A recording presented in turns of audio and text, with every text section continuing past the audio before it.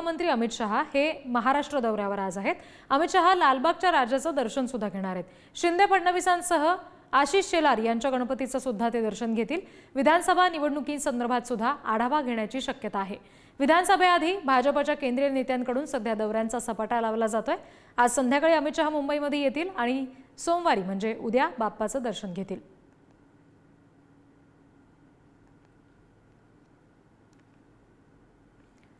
अमित शहा हे महाराष्ट्र दौऱ्यावर आहेत आणि एकनाथ शिंदे, देवेंद्र फडणवीस त्याचबरोबर भाजप मुंबईचे अध्यक्ष आशिष शेलार यांच्या घरी सुद्धा गणपती बाप्पाचं दर्शन अमित शहा घेतील। शिवाय लालबागच्या राजाचं दर्शन घेणार आहेत अमित शहा। आपण आणखी तपशील घेणार आहोत। प्रतिनिधी धनंजय दळवी सध्या आपल्याशी जोडले गेलेले आहेत। धनंजय, एकंदरीत सगळ्या मुंबईच्या या सार्वजनिक गणेशोत्सव मंडळामध्ये मोठा उत्साह पाहायला मिळतोय, प्रचंड गर्दी आहे आणि दुसरीकडे केंद्रीय गृहमंत्री सुद्धा महाराष्ट्रात येत आहेत, गणपती बाप्पाचं दर्शन घेणार आहेत। काय नेमकं या संदर्भातील तपशील?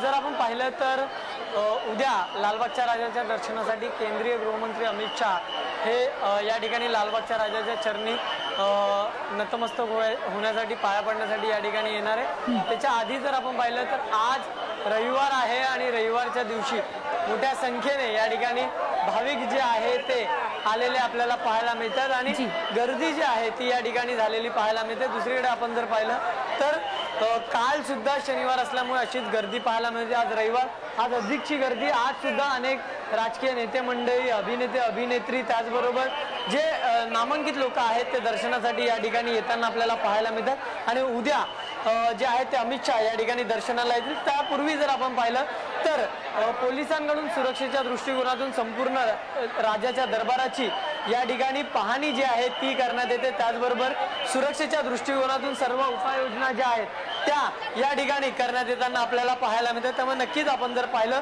तर उद्या अमित शहा यांचा हा मुंबई दौरा, त्यानंतर अनेक गाठीभेटी, आज सुद्धा ते रात्री विमानतळावर पोहोचतील, रात्री ते मुंबईत आहेत। ते मुंबईत आल्यानंतर अनेक जणांच्या बैठकी होणार आहेत। त्याचबरोबर उद्या सकाळी ते उपमुख्यमंत्री देवेंद्र फडणवीस यांच्या निवासस्थानी त्यांच्या बाप्पाचं दर्शन घेतील।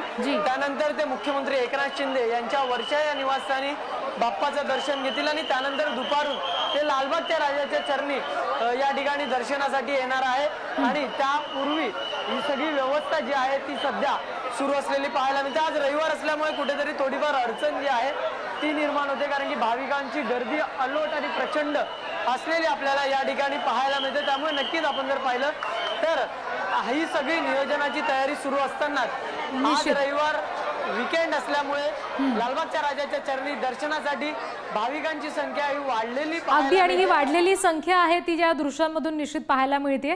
धनंजय, धन्यवाद दिलेल्या या सगळ्या तपशिलांसाठी।